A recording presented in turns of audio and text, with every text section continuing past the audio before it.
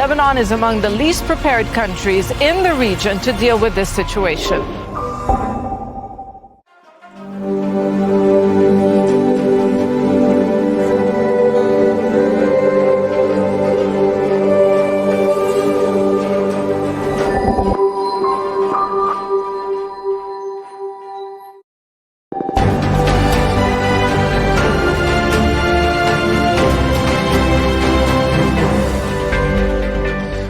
Farmers across Europe are facing soaring diesel prices and fertilizer shortages as restrictions on trade through the Strait of Hormuz remains firmly in place. In Italy, inflation triggered by the conflict has weakened purchasing power for agricultural businesses and their customers. Perry Wilton explains now. They say you should make hay while the sun shines. But the clouds of war in the Middle East are casting a long shadow over Europe's farming sector. In Italy, agriculture runs on diesel. As fuel costs rise, farmers like Enzo Gabalia are struggling to get their produce to market. While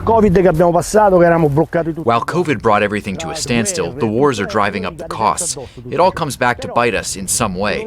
We always try to keep prices under control. We don't raise them excessively because if the customer buys, we work. When the customer can't make ends meet, we don't work, and the produce has to be thrown away. His family has been growing potatoes, peppers, courgettes, and lettuce for more than a century, feeding generations of countless families with vegetables from their fields. But he says since the war, it's been hard not to pass on increasing costs onto the capital. There was a major increase in prices. We are mostly suffering the increase of diesel. That went out of control. Its price doubled. Fertilizers. The climate is not helping us because, as you can see, it's a disaster. One day it's too cold, the other day it's too hot, which means we have to intervene more often with products that are expensive. Failure to reach a deal between the US and Iran has indefinitely extended the chokehold on the Strait of Hormuz. 20% of the world's oil and natural gas normally passes through the strait, as did about half the global supply of the key fertilizer ingredient, urea. But the limits to their supply has since caused the cost of fuel and fertilizer in Europe to skyrocket. In the packing houses of Italy, workers are concerned it could lead to a cost of living crisis.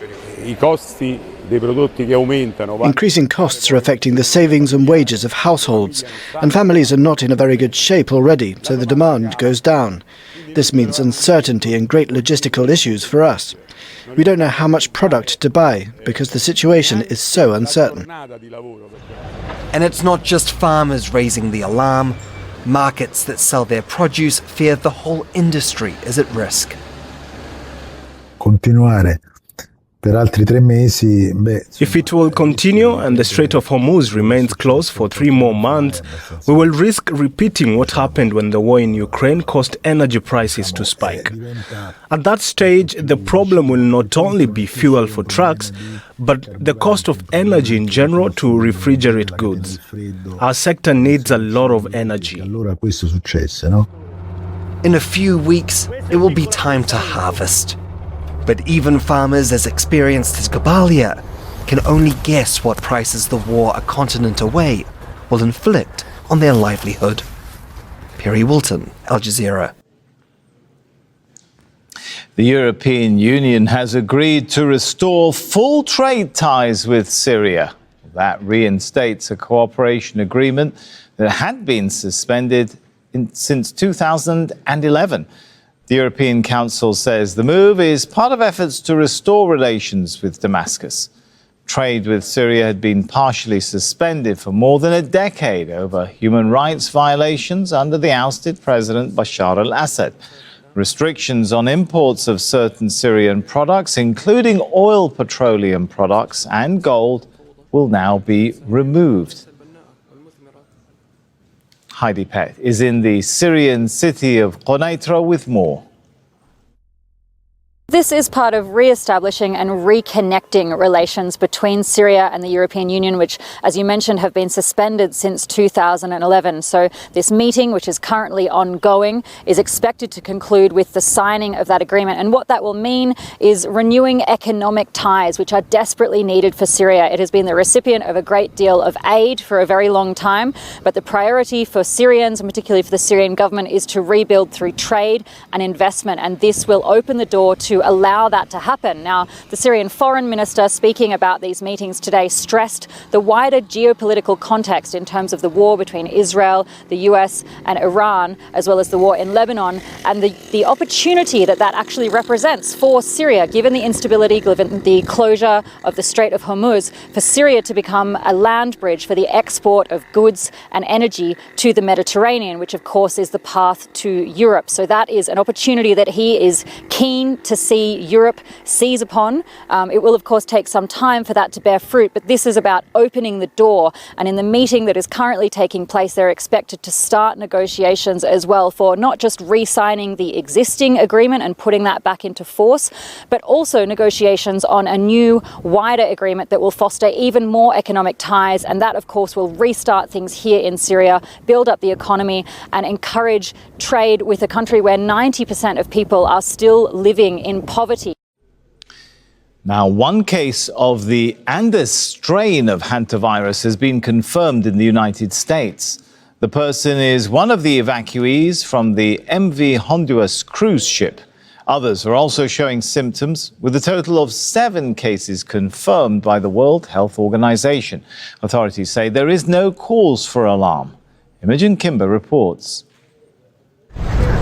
Passengers from the hantavirus-stricken cruise ship are finally making their way home, after weeks stranded on board the luxury expedition vessel that was wildlife spotting in the Atlantic. Boarding flights in the Canary Islands, 5 people headed back to France. 26 people from 11 different countries flew to the Netherlands. And 22 people returned to the UK.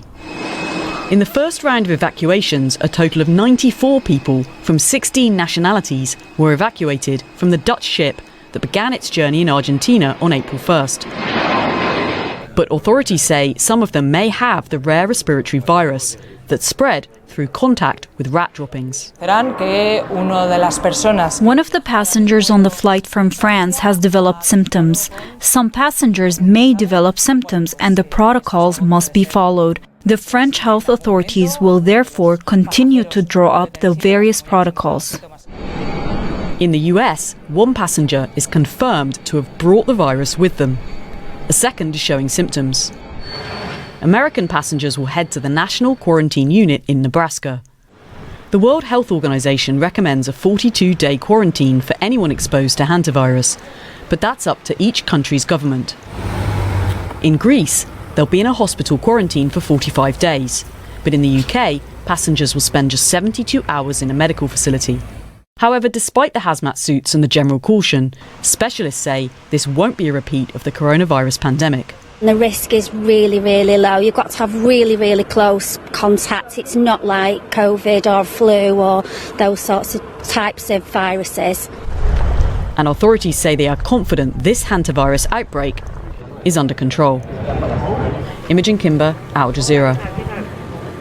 So what exactly is hantavirus and why is it causing so much concern worldwide?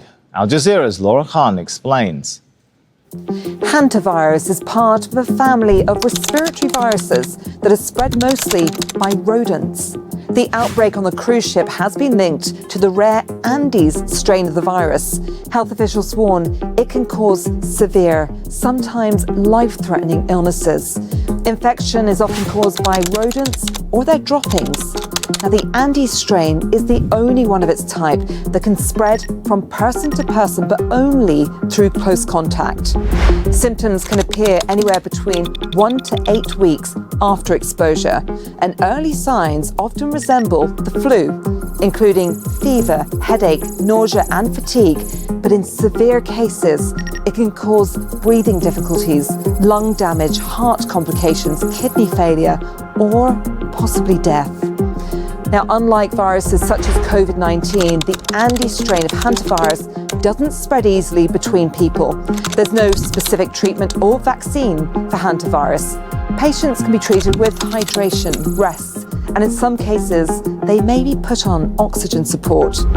Now, health experts say the outbreak is a rare occurrence and the risk to the wider public is considered low. Let's bring you some breaking news coming in from the United Kingdom now, with Britain's Prime Minister Keir Starmer telling his cabinet members he's staying put in his role. Well, that's despite something of a mutiny within the party seeking his resignation. And all of that coming after Labour's worst ever electoral defeat in last week's local elections. Well, let's cross over now to Frances Reid. She joins us on the phone from London. So, Frances, how is that message going down with the cabinet? Are we getting any indication?